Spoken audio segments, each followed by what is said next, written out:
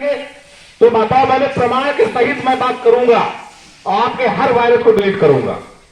कोशिश करूंगा कि आप अपने इस दिमाग को उस सड़ी गली मानसिकता, सड़ी गली सोच से अपने बाहर निकालें। पहली बात, पारसी समाज के पतन का कारण वर्ण व्यवस्था नहीं थी। ठीक है, इस पर किसी का कोई सवाल हो तो बताए निसंकोच, तो मैं जवाब दूंगा, फिर डिटेल में दूंगा, नहीं तो मैं शॉर्टकट में दे दूंगा। पारसी समाज की वर्ण व्यवस्था का अंग कभी रहा नहीं, क्योंकि पारसियों ने इस धरती पर केवल एक ही काम किया, वो है शासन। हर शूद्र का कार्य होता है, जैसा कि वर्ण व्यवस्था कहती है, मनुवादी व्यवस्था कहती है। हर शूद्र का कार्य होता है, कोई पानी पिलाएगा, कोई कपड़े धुलेगा, कोई खाना खिलाएगा, कोई सब्जी खेत में काम। लेकिन पारसी क्या काम था? कोई खा। पारसियों का केवल एक ही काम था, लट्ठैती करना। अभी बताता हूं लट्ठैती क्या है। एक बहुत बड़े इतिहासकार ने लिखा था कि पारसी का लठ पठान ही झेले। अभी पठान कौन थे? दक्षिण पश्चिम एशिया से आए हुए विदेशी थे, जो इतने लंबे चौड़े होते थे, 7 फुट के, 6.5 फुट के। ये पुरानी बात बता रहा हूं, तुर्कों की, मुगलों की, अफगानियों की। उस वक्त जो लोग आए थे, तो वो आदमी ही पारसी के लठ को झेल पाता था। इसका मतलब पारसियों के अंदर कितनी ताकत रही होगी, आप अंदाजा लगा सकते। दूसरी बात, पारसी साम्राज्य जब अवध प्रांत की धरती पर रहा, आप लोग ध्यान सुनिएगा बेटियों, क्योंकि ये बातें आपको आगे ले जानी है, आने वाली जनरेशन जानेगी, लोग जानेंगे। इसे ध्यान से सुनो कि पारसी समाज वर्ण व्यवस्था का अंग क्यों नहीं है, शूद्र क्यों नहीं है। और जो शूद्र कहता है उसको समझा दो कि हमको तुम पर रहम आता है, क्योंकि शूद्र बनाकर ही तो पारसी को बर्बाद कर दिया है लोगों ने, उसकी सोच को छोटा कर दिया। ठीक है, पारसी ने 1000 ईस्वी से लेकर के 1800 ईस्वी तक ऐसा कोई सदी नहीं बची जिस सदी में अपनी विजय की पताका को इस धरती पर लहराया न हो। ऐसी कोई सदी नहीं बची। आप इतिहास, मैं इतना समय होता तो मैं पूरा इतिहास बताता, हर सदी का इतिहास बताता कि किस सदी में कौन महाराजा हमारा हुआ। जब यहां के चंद गद्दारों के द्वारा, गद्दार कौन थे? अगर जयचंद न होता तो भारत कभी गुलाम न होता विदेशियों का। जब चंद भारत के गद्दारों के द्वारा पारसी राजवंश पराजित हुआ, तो उसने जंगल का रुख किया, जंगलों में चला गया। उसने कहा सत्ता जाए तो जाए, सत्ता गई जाने दो, लेकिन हम अपना मान सम्मान कभी बेचेंगे नहीं। और मोहम्मद सालार गाजी का इतिहासकार, उसने एक वक्तव्य दिया था जब वो आया था आक्रमण करता हुआ, दिल्ली से होता हुआ। दिल्ली से जो लौट के आया तो यहां पर हुआ, राजा कंस से हुआ करमंडी में मुकाबला, देवामाती पासी से मुकाबला हुआ। इसके 2 भाइयों को मार गिराया गया था। फिर ये सूरजदेव से टकराया जाकर के वहां बराइच में, तो वहां के 1.5 लाख सैनिकों को मार डाला था। 2 लोग केवल जिंदा बचे थे। इतना बड़ा भीषण युद्ध हिंदुस्तान के इतिहास में कभी हुआ नहीं। ऐसा मारा 1.5 लाख की संख्या पर अंदाजा लगा सकते कितनी बड़ी संख्या में आए होंगे। और केवल 2 बच्चे किसी छोड़ा नहीं था। ऐसे महान सूरजदेव पासी के रक्त को आप पोषित करते हो, और आप कहते हो हम शूद्र हैं, आप कहते हो हम दलित हैं, आप कहते हो हम छोटी जाति के हैं। क्यों कहते हो? क्योंकि आपको पता ही नहीं है कि जराइम एक्ट जो 1871 में पासियों पे लगाया गया, वो पासियों को खा गया, उसके दिमाग को खा गया। कैसे खा गया? जब 1857 का विद्रोह हो, देखिए जब पारसी राजवंश विदेशियों से पराजित हुआ, वो जंगलों में गया। बात समझिएगा, केवल समझिएगा। जंगलों में जब जाएगा कोई चीज तो विकास में पिछड़ जाएगा। शहरों के करीब देखिए ज्यादा डेवलपमेंट होता है, जंगलों में कोई डेवलपमेंट मिलेगा? कोई नहीं मिलेगा। ठीक है, तो शहरों में होने वाले बदलाव से पासी छूता था। वो जगह जगह पर मुसलमानों को नुकसान पहुंचाता था और उसने सुअर पाला। मैं अपने पूर्वजों पर गर्व करता हूं क्योंकि उन्होंने सुअर पालकर हमारे मान सम्मान को बचाया, क्योंकि ये विदेशी आक्रांता सुअर से नफरत करते थे और पासी सुअर को पालता था। सुअर के रक्त से हमारी बेटियां महावर लगाती थी, हमारे गांव के बाहर हमारे गांव के बुजुर्ग लोग सुअर के रक्त से हाथ की, जैसे गोबर की छाप लगती है, उसमें गोबर छाप लगती है, उसमें सुअर के रक्त से लगाई जाती थी, ताकि ये मुस्लिम आक्रांता हमारे गांव में, हमारे घर में, हमारे बेटियों बुरी नजर न डाले।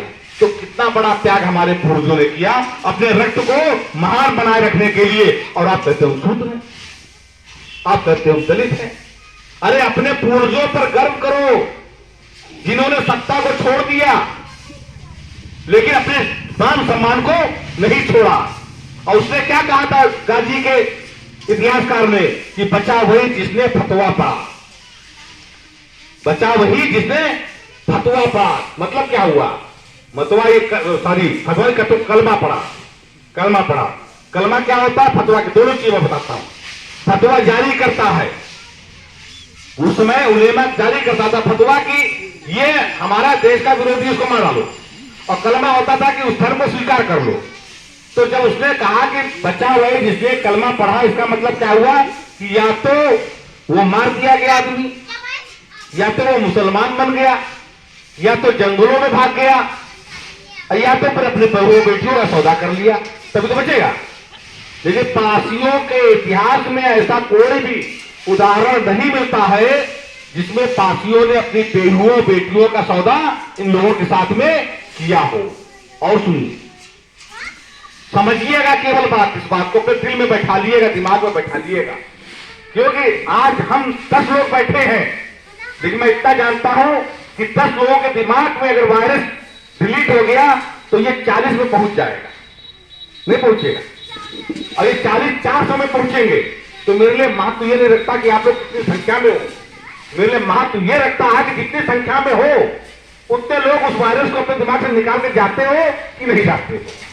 अगर आप लोग उस वायरस को निकाल देते हो तो मैं समझूंगा हमारी मीटिंग यहां पर सफल हुई, और नहीं निकाल पाते तो मैं समझूंगा कि हमारी मीटिंग असफल हुई। मैं पूछूंगा अभिलाष कि वायरस निकला कि नहीं निकला, पहले समझाता हूं, समझिए। तो आप सोचिए, सत्ता से लड़ाई लड़ने वाला आदमी क्या जमींदार बनेगा? जवाब दीजिएगा, क्या भूस्वामी बनेगा? क्या बनेगा बताइए? सत्ता से लड़ने वाला आदमी क्या बनेगा? जेल में जाएगा। कोई बात हमारा जवाब दो भैया, अगर जब बुरा लगता हो तो बताओ मुझे, तो बताओ। सत्ता से जो लड़ेगा वो कहां जाएगा? सत्ता, सरकार। सत्ता का मतलब हमारी सत्ता है, हमसे लड़ोगे तो तुमको कहां पहुंचाऊंगा? जेल भेजूंगा या मुड़िया उड़ा दूंगा? क्या करूंगा? कि तुमको चौकीदार बना दूंगा अपना? क्या करूंगा? जेल भेज दूंगा, मार दूंगा, काट डालूंगा, छोड़ूंगा नहीं। पारसियों की आबादी हमेशा जंगलों में क्यों मिलती है? हमारे यहां ऐसे भी गांव है जहां घुस नहीं पाओगे। आज झारदोई में पहुंचने के लिए रास्ता तब बीहड़ों में है, अभी भी डेवलपमेंट नहीं है, और तब कैसे लोग जाते होंगे पता नहीं। ऐसे जंगलों बीहड़ों में पारसियों ने अपनी आबादी बनाई थी ताकि कोई वहां पर पहुंच न पाए। वहां से निकलते थे, लूटते थे और चले जाते थे। क्यों लूटते थे? जिंदा रहने के लिए। क्या करेगा आदमी? हमने सम्मान के साथ समझौता नहीं किया। हम भी अपनी बहुओं बेटियों को बेच देते, जमींदार बन जाते, नहीं बन जाते। कितने पासी जमींदार मिलेंगे? मुझे अब तक गिनती बात गिन नहीं पाऊंगा, कोई मिलवे नहीं करेगा जमींदार। मिलेगा? क्यों? क्योंकि सत्ता से लड़ने वाला कौन था? पासी। इस देश की रक्षा करने वालों में से कौन था? पासी। इस देश के लिए अपना रक्त बहाने वाला कौन था? पासी। पासी था, जिसने देश के लिए अपना रक्त बहाया। इस राष्ट्र की रक्षा करने के लिए अपने लहू को बहा दिया। बिल्कुल अवध प्रांत की धरती पासियों के रक्त से दहाई हुई है, डूबी हुई है। आज तक सुहलदेव की धरती पर खुदाई होती है, कंकाल निकलते हैं। इतना महान रक्त इस राष्ट्र की रक्षा करने के लिए राष्ट्र पुरुष अगर कहा जाता है किसी को तो पासी है। राष्ट्र का रक्षक कोई है तो पासी है। और हम अपने आप को शुद्ध समझ रहे हैं। कैसे इस वायरस को कैसे डिलीट करेंगे? जब हम समझेंगे कि वास्तव में हम थे क्या और हम कैसे हो गए। जराए में तो लगा 1871 में पासियों पर, और क्यों लगा? देखिए, ये अभी मैं बात कर रहा हूं मुगलों की और मुगलों के पहले। जितने भी तुर्की आए, विदेशी आए, जितने भी, आप लोग बहुत सारे लोग नहीं जानते होंगे नाम, अफगानी आए थे, तुर्की आए थे। जो सैयद सालार गाजी था वो तुर्की था, तुर्क से आया था। उसका अफगानी आए, अफगानी के बाद में बहुत सारे बाहर से आए, भाई मुगल आए, ठीक है, ये सब मुसलमान थे और किसी न किसी रूप में भारत में राज। आप अंदाजा लगाइए, इन्होंने 1000 से लेकर के किसी न किसी रूप में, जब तक कि अंग्रेज नहीं आ गए तब तक शासन किया। लेकिन इनका मुकाबला पासियों से हर जगह होता रहा, क्योंकि पासियों ने इनकी सत्ता को स्वीकार नहीं किया। हर जगह युद्ध होते रहे, किसी न किसी रूप में मरते रहे, मिटते रहे, खत्म होते रहे, लेकिन समझौता उन्होंने कभी नहीं किया। बात समझिएगा, जब अंग्रेज आए तो अंग्रेजों के भी खिलाफ इन्होंने जगह जगह संघर्ष किया और तगड़ा संघर्ष किया। 1857 का विद्रोह जो हुआ था, उसमें पासियों ने जितना नुकसान अंग्रेजों का किया था उतना किसी ने, समझिएगा आप लोग, बस आज अपने दिमाग से बातें ले करके जाइएगा जीवन में और अपने बच्चों को सिखाइएगा, क्योंकि आने वाली पीढ़ी ही इस कारवां को आगे ले जाएगी। अगर आप लोग नहीं समझेंगे तो आगे वाली पीढ़ी क्या समझेगी, और पीढ़ी नहीं समझे। अरे आप तो सर झुका के जिए हो, तो कम से कम अपने बच्चे को तो सर उठा के जीना सिखा दो, कम से कम बच्चे को सर उठा के जीना सिखा दो। आपने अपनी बेटियों को सर झुका के जीना सिखाया है, तो कम से कम वो अपने बच्चों को तो सर उठा के जीना सिखा दे। और जितना आप सर उठा के जीना सीख लोगे, लोग अपने आप सम्मान देने लगेंगे, क्योंकि हम अपना सम्मान करेंगे तो दूसरे अपने आप हमारा सम्मान करेंगे, और हमारा करते हैं, क्योंकि वो जानते हैं कि हम क्या हैं और हम भी जानते हैं कि हम क्या हैं। जिस दिन आप लोग जान जाओगे आप क्या हो, उस दिन दूसरे भी जान जाएंगे कि आप क्या हो। इसमें से बहुत सारे लोग होंगे जो इन राजाओं को जानते नहीं होंगे। कितने लोग नहीं जानते थे बताइए, ईमानदारी से हाथ खड़ा कर दीजिए। बेटियां नहीं जानती थी, बिल्कुल नहीं जानती होंगी। तुम्हारा दोष नहीं है बच्चों, तुम्हारे माँ बाप को ही नहीं पता होगा कि ये कौन थे, तो तुमको क्या बताएंगे। लेकिन तुमको पता हो गया तो तुम आने वाली संतानों को जरूर बताओगे कि ये कौन है। यही तो बदलाव चाहिए हमको। हम आज वक्त नहीं बदल सकते हैं, लेकिन आने वाली पीढ़ी जरूर बदल सकते हैं। जो पीढ़ियों के लिए संघर्ष करता है वही समाज को संगठित करता है। जो अपने लिए संगठित करता है वो समाज को केवल और केवल और केवल बेच देता है। हमारे समाज को बिकना नहीं है। हमारे समाज को बेचता कौन है? हमारे समाज को नेता बेचते हैं। कभी आपको बताया आपका इतिहास, कभी ये बताया कि गंगा बख्श रावत की धरती, जिस धरती पर गंगा बख्श रावत ने अंग्रेजों के होठ उड़ा दिए थे, आज उनका किला अंतिम सांसें ले रहा है। क्या बताया किसी ने आपको? उस किले के लिए लड़ा आप लोग, जिस किले के लिए आपको अपना लहू बहा देना था कि हम अपने किले को बचा के रखेंगे। क्या कभी बात किसने कही? अरे आपकी इतिहास खत्म हो जाएगा तो आप भी खत्म हो जाओगे। लोग कहते हैं जिसका इतिहास खत्म हो जाता है वो कौम खत्म हो जाती है। पासी कौम क्यों खत्म हो गई? क्योंकि इसके इतिहास को खत्म कर दिया गया और आप लोगों ने खुद खत्म कर दिया। क्योंकि जो पढ़ गए उन्होंने समाज को त्याग दिया। जो पढ़ गए वो किसके ऊपर, बुरा मत मानिएगा, मैं बाबा साहब का बहुत सम्मान करता हूं, लेकिन मैं पहले अपने बाप को पूजता हूं, अपने पूर्वज को पूजता हूं। और मेरे बाप कौन है? यही लाकर पासी है, सातर पासी है, यही सुवल पासी है, मेरे पूर्वज है, मेरे भगवान है। मैं पहले अपने भगवान की पूजा करता हूं। एक सज्जन मुझसे बोले जय भीम, मैंने कहा जय पासी। उन्होंने कहा जय भीम को नहीं बोले, मैंने कहा मैं जय पासी बोलता हूं, क्योंकि मैं उस महान रक्त को पोषित करता हूं जिस महान रक्त ने इस राष्ट्र की रक्षा करने में अपने प्राणों की बाजी लगा दी। हमारे समाज के सूरमाओं ने कभी ये सोचा नहीं कि हमारा क्या होगा, लेकिन राष्ट्र के साथ कभी कोई समझौता नहीं। ऐसी महान कौम की अगर मैं जाति की जय बोलता हूं तो क्या बुरा करता हूं? दूसरी बात रही, जगदेव चौधरी ये वहां के थे, जगन्नाथ चौधरी थे, बिहार के मंत्री थे बहुत बड़े, और कम थे पता है? ये उस वक्त से जब आजादी मिली थी भारत को, कैसे हमारे पास अधिकार नहीं थे। आज भी मैं जानता हूं हमारे पूरे इलाके में अगर कोई चौकीदार होता है गांव में, पासी होता है। यहाँ का मुझे नहीं पता, लेकिन मुझे यकीन है कि यहाँ के अड़ोस पड़ोस कहीं भी अगर कोई चौकीदार होगा तो पासी होगा। क्या मैं बोल रहा हूं मेरी बात से सहमत है? कितने लोग सहमत है? हाथ खड़ा करें। हाथ खड़ा करें। इस बार सहमत है? तो आप बताइए कि चौकीदार पासी ही क्या होता है? कभी सोचा है? क्या ये सोचा कभी कि फांसी ही चौकीदार क्यों होता है? वो जानते हैं कि फांसी ही लट्ठित है। ये लठ से संभाल लेगा, पूरा गांव संभालेगा, आस पास में सब जगह भी संभाल लेगा। तो फांसियों की लट्ठिती के बारे में अंग्रेज भी जानते थे। अंग्रेजों का नुकसान सबसे ज्यादा किसने किया मालूम है?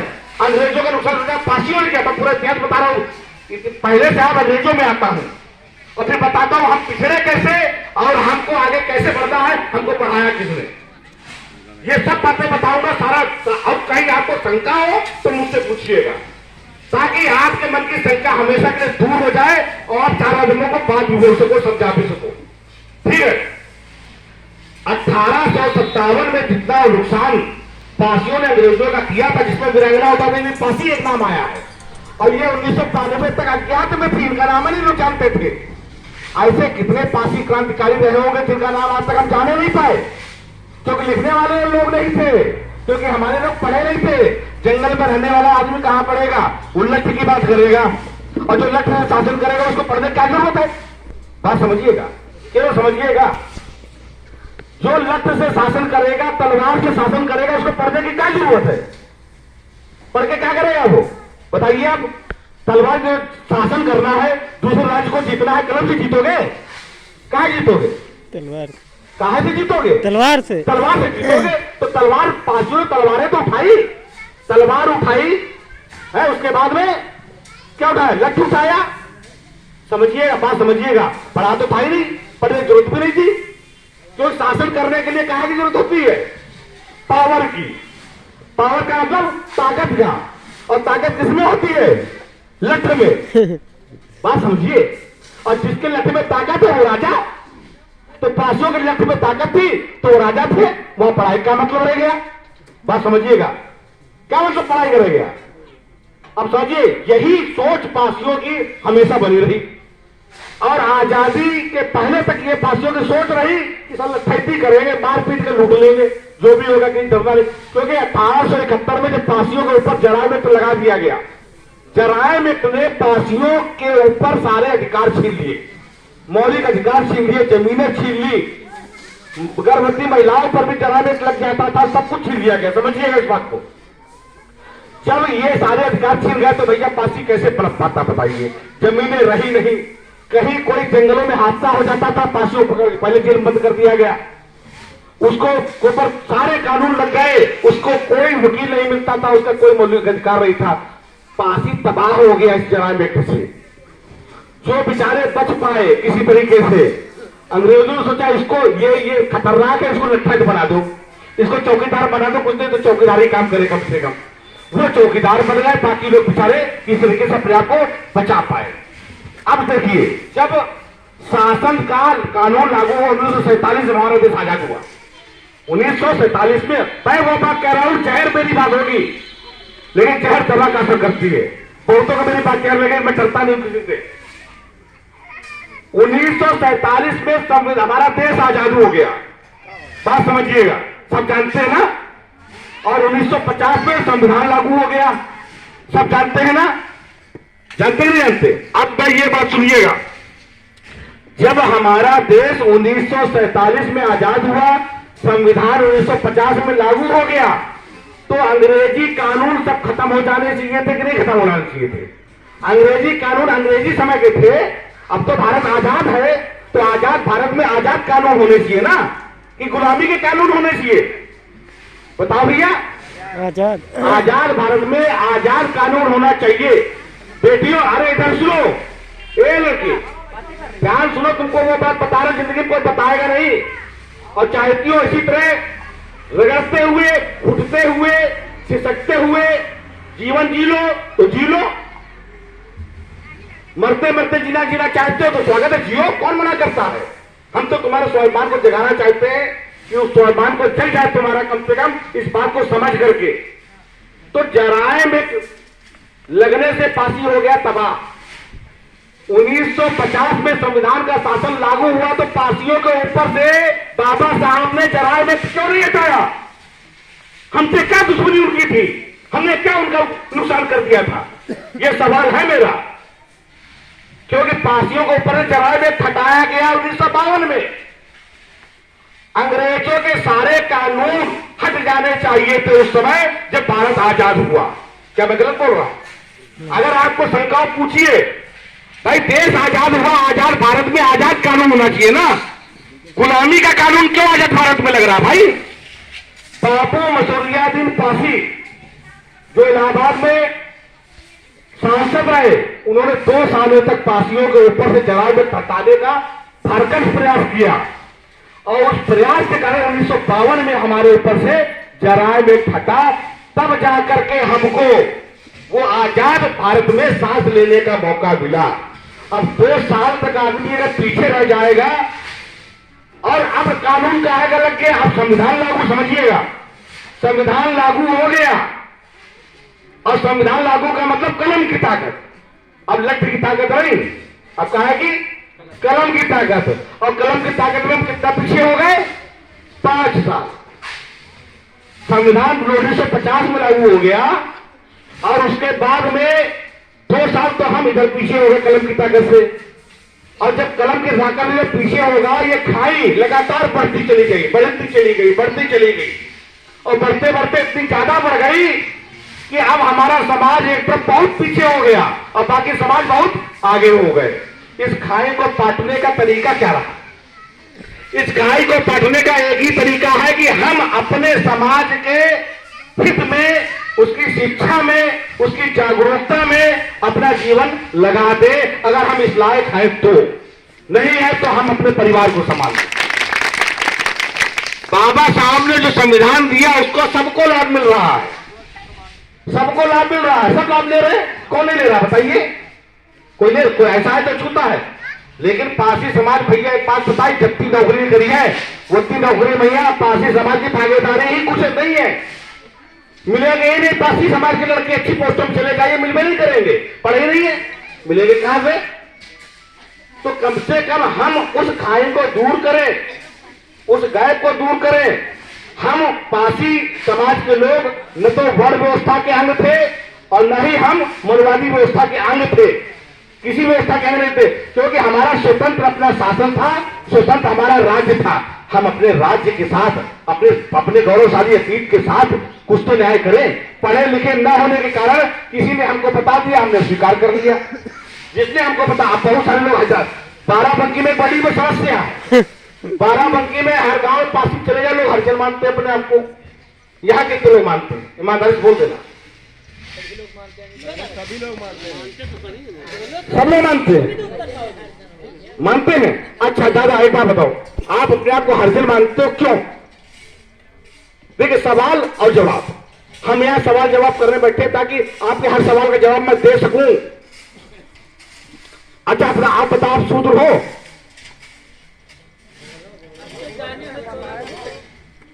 आप शूद्र हो? नहीं, शूद्र नहीं है। शूद्र हम नहीं है, हमारा रक्त शूद्र नहीं है। पासियों का रक्त कभी शूद्र रहा नहीं, क्योंकि पासियों ने अपने बल पर, अपने रक्त पर, अपने पौरुष पर अवध प्रांत की धरती पर शासन किया और शासन करता रहा। सत्ता चाहे जिसी की रही हो, पासियों ने कभी मान सम्मान से, स्वाभिमान से समझौता किया ही नहीं। तो शूद्र कहां से हो जाएगा पासी? और शूद्रों का व्यवसाय होता है, पासियों का क्या व्यवसाय था? केवल लठैती थी, केवल शासन था, क्यों जमीनें तो छीन ली अंग्रेजों ने। मैं ले जाता हो तो हम तो लाठी ले दीजिएगा। यही चीज बता रहा हूं। अब देखिए एक बात जान लीजिए, एक और समझ लीजिएगा। अरे हम देखिए सत्ता से चिपटे हुए विषनाग ही जमींदार साहूकार बनते हैं, और सत्ता से लड़ने वाला आदमी सत्ता से विमुख रहता है, सरकार से। बात समझिएगा। तो सरकार से विमुख कौन था? सरकार से विमुख था पासी, क्योंकि उसने पंगा लिया सरकार से, अंग्रेजों से भी पंगा लिया, मुगलों से भी पंगा लिया, हमेशा पंगा ही लेता चला आया, इसीलिए सत्ता से बाहर रहा। और जो उसके चाटुकार थे, मैं खुल कर नहीं बोलना चाहता, आप लोग समझदार हो, चाटुकार ही तो बनेंगे जमींदार, चाटुकार। और आजादी के बाद देखिए हम बर्बाद कहां से हुए? हम सही बताएं तो आजादी के बाद बर्बाद हो गया पास। कैसे? जिसके पास जमीन थी वो आगे बढ़ गया, एक बार कलम आ गई, वो भी आगे बढ़ गया। और पासियों में न तो जमीन थी न तो कलम थी। तो वही बात बता रहा हूं। अब देखो, तुम पढ़े लिखे नहीं, ठीक बात समझना, तुम पढ़े लिखे नहीं। हमने कहा यार हम भी शूद्र, तुम भी शूद्र, तो तुमने कहा हम शूद्र। अरे यार कौवा कान ले गया तो अपने कान तो देख ले भाई कि नहीं है। कौवा पीछे भागे जा रहे हो कि कौवा कान ले गया, तो कौवा आज भी आप लोग कौवे के पीछे भाग रहे हो, कौवे के पीछे, कान के पीछे देख रहे हो। यार हम वाकई शूद्र है कि नहीं है, छोटी जाति के हैं कि पासी छोटी जाति का कहां रहा। पासी कभी छोटी जाति किसकी होती है, जिसका रक्त छोटा होता है। पासियों का रक्त शुद्ध है, क्योंकि वो अंग्रेजों से लड़ा, मुगलों से लड़ा और लड़ता ही रहा, लेकिन मान सम्मान के साथ समझौता उसने कभी किया नहीं। तो छोटा कैसे हो गया है? छोटा तो वो है जो दलाली किया, अंग्रेजों की दलाली किया, मुसलमानों की दलाली किया, उनके यहाँ चौकीदारी किया, अपनी बहुओं बेटियों को बेचा। वो छोटा हो गया कि हम छोटे हो गए?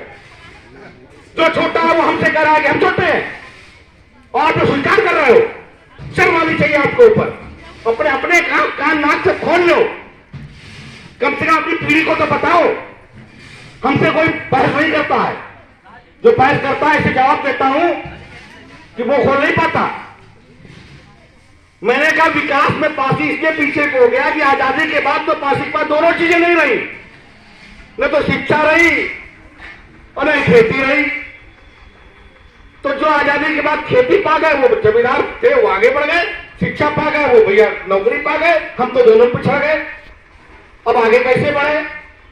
हमारे समाज को विशेष आरक्षण मिलना चाहिए था, सरकार ने नहीं दिया।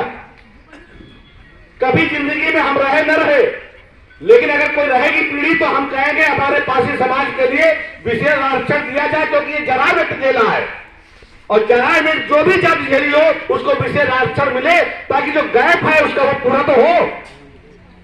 कोई पूरा करने में तैयार है नहीं, आपके हित की बात तो करेगा, क्योंकि आप खुद सो रहे हो, और सो हो तो मरे हो। हम तो मरो को जगा रहे हैं, सोए हुए को तो मरे के समान है, और आप लोग सोए हुए हो तो मरे हुए हो। अरे कम से कम आप तो देख लो। अब हलचल क्या है? मैं तो छोटी जाति के रही, हमसे बात तो करे कोई, छोटी जाति का कैसे? छोटी जाति होती कौन है? कर्म से आदमी बड़ा और कर्म से आदमी छोटा होता है। आप कभी कर्म से बड़े थे और कर्म से ही छोटे हो गए। कैसे छोटे हो गए? आपके बच्चे नंगे घूम रहे हैं, बालों में भूसा भरा हुआ है, जेबें फटी हुई है, जा रहे हैं। लोग देखेंगे तो क्या कहेंगे? इसको तमीज हमने बैठा देंगे, दूसरे बात छोड़ दो। अगर आप अपने आप को श्रेष्ठ समझते हो और माताएं बहनें अपने आप को श्रेष्ठ समझती हैं, तो कहेंगे भैया अपने बच्चे को साफ सुथरा रखो। लेकिन लोग कहेंगे कि पासियों बच्चा है, गंदा घूम रहा है। ये सोच क्यों नहीं आपके अंदर आती है? हमारा बच्चा ऐसे ही निकल जाए, ऐसे कभी निकल ही नहीं सकता घर से, जब तक कि कपड़े पेपर मेंटेन ना हो। और कहीं प्रोफेसर का बच्चा है भैया, और ऐसे घूमेगा तो कहीं प्रोफेसर का बच्चा है। तो हम श्रेष्ठ हैं, इसलिए अपने बच्चों को भी श्रेष्ठ बना के रखते हैं। अब आप लोग श्रेष्ठ हो, अपने बच्चों को कितना श्रेष्ठ बना के रखते हो बताओ? रखते हो? बना के रखते हो? तो नहीं रखते हो, ये स्वीकार कर रहे हैं तो आज से कसम को। तभी तो मैंने कहा कि मीटिंगें गांव के अंदर हम लगाते ताकि हमारी माताएं बहनें जरूर रहे, क्योंकि बच्चों को साफ करने की जिम्मेदारी माताओं बहनों की। वो अपना टिकुनी लगाए जाए, लेकिन बच्चे ने कहीं साफ करी है नहीं करी है। जेबें फटी है तो फटी रहा दो, नारा बाहर टहल रहा तो टहले दो। इनका कपड़े बाहर में तेल लगा है कि नहीं लगा कोई मतलब नहीं। माताओं बहनों क्यों अपने समाज को बेइज्जत करते हो? आप लोग बेइज्जत होते हो तो हम सब लोग बेइज्जत होते हैं। आपकी अपनी बेइज्जती नहीं, पूरे समाज की बेइज्जती है। तो कम से कम अपने बच्चों को बेहतर शिक्षा दे दो। और कम से कम देखिए, ब्राह्मणों का बेटा कभी भी गंदा नहीं मिलेगा, चाहे जितना गरीब हो। उसके दो कपड़े होंगे लेकिन साफ सुथरा पहनेगा, क्योंकि वो जानता है कि कुल से श्रेष्ठ है। और आप जानते हो कुल से आप नीच है। तो नीच किसने बना दिया? नीच किसने बना दिया भाई? माता बहने बताइए। अपने आप आपकी सोच ने आपको नीच बना दिया। आप नीच नहीं थे। हमसे कोई बात तो करे, हमसे तो कोई बातें नहीं करता इस मामले में, ठीक है। और रही बात ईश्वर की, धर्म की, मैं न तो किसी धर्म का विरोध करता हूं न तो ईश्वर का विरोध करता हूं, ये आस्था की बात है। मैं उसका विरोध करता हूं जो धर्म के नाम पर पाखंड पैदा कर देते हैं। वो भी बता दूं, समझ लीजिएगा। आपके कितने बच्चे हैं? कितने बच्चे हैं? 2। कितने बड़े हैं? बड़े बड़े बड़े बड़े हैं। तो बात समीचीन है तो मैं बोले दे रहा हूं। अच्छा, ये लड़का पड़ा है, आप डकैती डाल रहा है 50,000 रुपए की। बात समझिएगा, समझिएगा सब लोग। वायरस तगड़ा है, उसको डिलीट करने में थोड़ा वक्त लगेगा। बड़ा बेटा आपका आ गया, समझिएगा, और 50,000 रुपए डकैती डाल के लाया, आप क्या करोगे? ईमानदारी से बोला। पहले तो उसका प्रोसेस करी, कहाँ से लाया भैया? वो तो बताई, चुरा लाए। तो बहुत गलत काम किया, कहाँ चुरा लाया? अरे तो 20,000 तुम रख ले। अरे रख लो 20,000, माफ कर दो इनका। नहीं माफ करियो, नहीं माफ करियो, काहे माफ नहीं करियो? गलत काम की। अरे तो 20,000 दे रहा थे, क्या समझो? वो आधा 50 भैया 25 दे रहा है। कहीं घर में रख लो, आपका माफ कर दो तो माफ करिए, नहीं करियो, नहीं करियो। आप समझिए, समझिएगा। केवल एक उदाहरण मैं दिया था। इस सृष्टि का सृजन, इस मानव जाति का सृजन करने वाला भी कोई ईश्वर होगा। बात समझिएगा। जिसने हमको सबको बनाया है, उसके लिए हम सब बराबर हैं कि नहीं बराबर है? हम चोरी कर लाए इनके घर से तो क्या हमको माफ कर देगा? बात समझना, सब लोग समझिएगा। हम इनके घर से चोरी कर लाए, हमको माफ कर देगा? कहीं डकैती डालना है तो माफ कर देगा? किसी ने 420 कर ले तो माफ कर देगा? और पंडित जी क्या कहते हैं? गंगा नहा लो, सदी की इतनी दया है, इतना मुकुट चढ़ा दो, तुम्हारे सारे दर्द माफ हो जाएंगे। और हम लोग क्या करते हैं? क्या करते हैं? चढ़ा आते हैं। तो मूर्ख कौन? तुम मूर्ख हो कि वो मूर्ख है? हम मूर्ख हैं, इसका मतलब है हम मूर्ख हैं तो लोग हमको मूर्ख बना रहे हैं। हम मूर्ख बनना छोड़ दें, लोग मूर्ख बनाना छोड़ दें।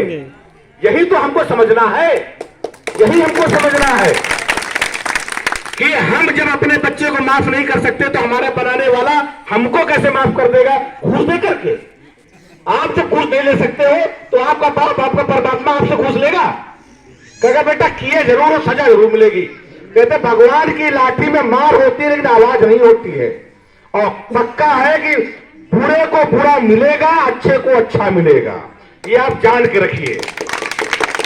चाहे जितने पाप कर लीजिए, आपके सब पाप का भागीदार आप रहोगे और उसको अदा करना पड़ेगा।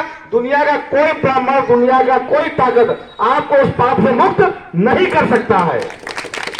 और ये सब जानते हुए भी हम मूर्ख बन रहे हैं, भागवत करा रहे हैं। मूर्ख है कि हम भागवत क्यों करा रहे हैं भाई? क्यों? उससे क्या मिलता है? भागवत है क्या? कौन बताए? किसी ने भागवत कराई हो तो बताए।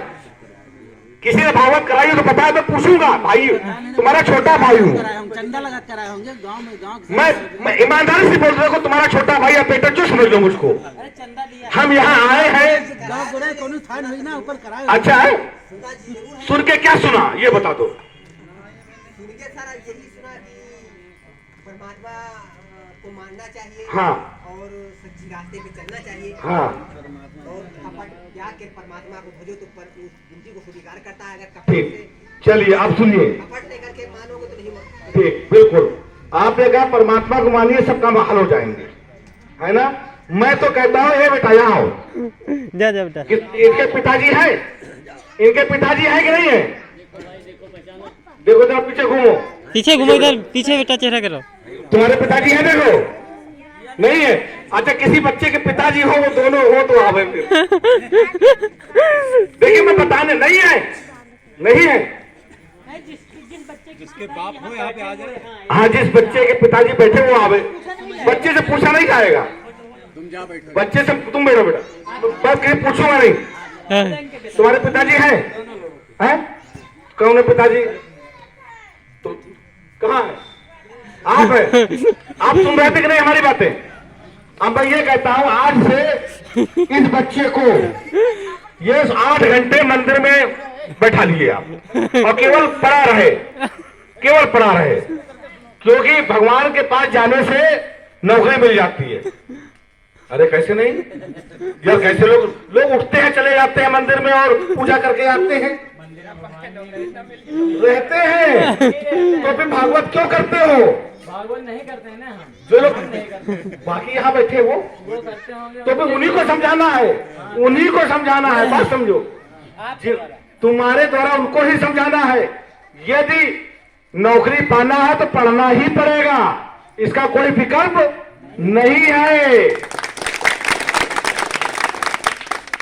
क्योंकि अगर नौकरी पाना है तो बच्चों को पढ़ाना ही पड़ेगा, क्योंकि आप बात समझिए। हरिजन, तो हरिजन पर बेटा बैठो, हरिजन पे भी बात आगे, चलो इसको भी बता देते हैं। देखिए अगर देर हो जाती है थोड़ा सा तो शब्दों में हरिजन, हरिजन आप लोग अपने आप को समझते हो, मानते हो कि समझते हो? पहले दो शब्द है। कहा जाता है इसलिए माना जाता है। हाँ, कहा जाता है, बहुत बढ़िया। कौवा का ले तो कौवे के पीछे भाग रहे है ना? कहा जाता है इसलिए मान, किसने कहा? अब आम समाज कहती है आम समाज कौन है यार? समाज हमसे है कि हम दूसरे से हैं? नहीं तो मतलब शुरुआत से चल रहा है, लोग मान रहे हैं, कह रहे कौन मान रहा है? तो जबरदस्ती तो निकाल नहीं पाएंगे। हैं? अब जबरदस्ती तो इसे निकाल नहीं सकते हैं, मानते तो अपने आप को नहीं है। अच्छा आप सुनिए, सुनिए कैसे निकाले। भाई आप अब सुनिए सुनिए सुनिए, मैं निकालता हूँ, अर्जन 4 वर्णों से ऊंचा है। सुनिए। एक क्या? फिर अर्जुन का सुनिए सुनिए, बैठिए आपको बताता हूँ, बैठिए बैठिए। मुझे अच्छा लगा, देखिए जब आप बात करेंगे तभी तो समझ में आएगा। हम लोग आए बात करने के लिए, समझने के लिए, बात समझिएगा। हरिजन, मुझे भी शब्द बहुत अच्छा लगता है। हरिजन का मतलब भगवान का आदमी। हरिजन नहीं, हरिजन का मतलब हरिजन भगवान का आदमी, हरि माने भगवान। वैसे अपना कहना लोगों से यही है, यही कहते हैं हम लोग। नहीं है ना? तो अगर हरजन कहते हैं तो कहते हैं हम भगवान के आदमी हैं। हम वो फर्जन को नहीं मुझे मानते। बहुत अच्छा शब्द लगता है, इस शब्द से मुझे बड़ा प्रेम है। अभी मैं बताता हूं, समझिए। लेकिन क्या मैं हरिजन हूं? इसमें संदेह है। मालूम है क्यों? मालूम है क्यों संदेह किस लिए? क्योंकि हमसे पहले भी हमसे ज्यादा करीब भगवान के लोग हैं, हम तो बाद में आते हैं। और क्या, आप मंदिर जाएंगे तो ब्राह्मण बैठे मिलेगा, बात समझिएगा, पंडित बैठे मिले। कहीं आप जाएं, किसी मंदिर में जाएं, किसी धार्मिक स्थल पे जाएं, कौन मिलेगा? पुजारी मिलेगा। पंडित कोई भी हो सकता है, पुजारी भी हो सकता है, कोई भी हो सकता है, पुजारी कह सकते हैं, पंडित नहीं, पंडित में पुजारी कोई भी हो सकता है। वो समझिएगा हमारी बात, जो पुजारी होता है वो करीब भगवान के, तुम करीब हो। तो अर्जुन कौन हुआ? तो अपने आप को कैसे कह रहे हो? हद हो गई यार, मतलब बेवकूफी वाली बात कर रहे हो, थोड़ा दिमाग लगा लो मेरे भाई। हरिजन कौन हुआ? उससे कहो तुम हरिजन हो तो उसको अच्छा लगेगा? क्यों नहीं अच्छा लगेगा? भैया पीछे सुन रहे हो? सुन रहे हो हमारी बात? बात समझिएगा। अगर कोई व्यक्ति आपसे कहता है हरिजन, तो हरिजन तो बहुत अच्छा शब्द है, मुझे भी अच्छा लगता है।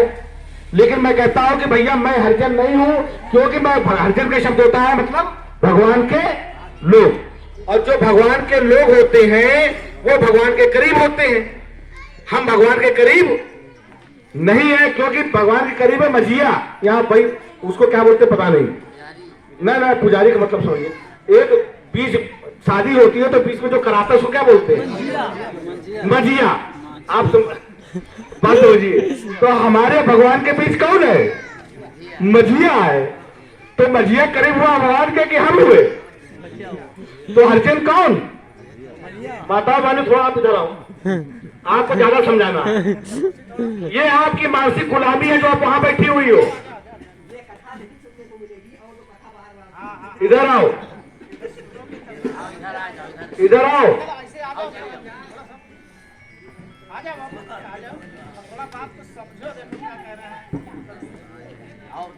अब जानती है दूसरे समाज में लड़कियां बेटियां बराबर में बैठती हैं और अपने समाज में नीचे बैठती हैं। एक बात बताओ, हमारा पूरा शरीर है शरीर पूरा, बात समझिएगा। इसका अगर आंख गड़बड़ हो जाए तो क्या सही हो? कान गड़बड़ हो जाए तो क्या सही हो? हाथ गड़बड़ हो जाए तो उसका सही हो? पति पत्नी से मिलकर के पूरा शरीर बनता है, और आपका आधा शरीर वहां पड़ा हुआ है, तो आप क्या सही हो? हम अपने शरीर को खराब किए पड़े हुए हैं, और हम कह रहे हैं कि हम सही हैं। आप अपनी बेटियों को, अपनी बहुओं को, अपनी पत्नी को आप अधिकार दो, समानता का अधिकार दो, तभी आपका आधा अंग मजबूती से खड़ा हो पाएगा, तभी आने वाली पीढ़ी मजबूती से बढ़ पाएगी। जो भेद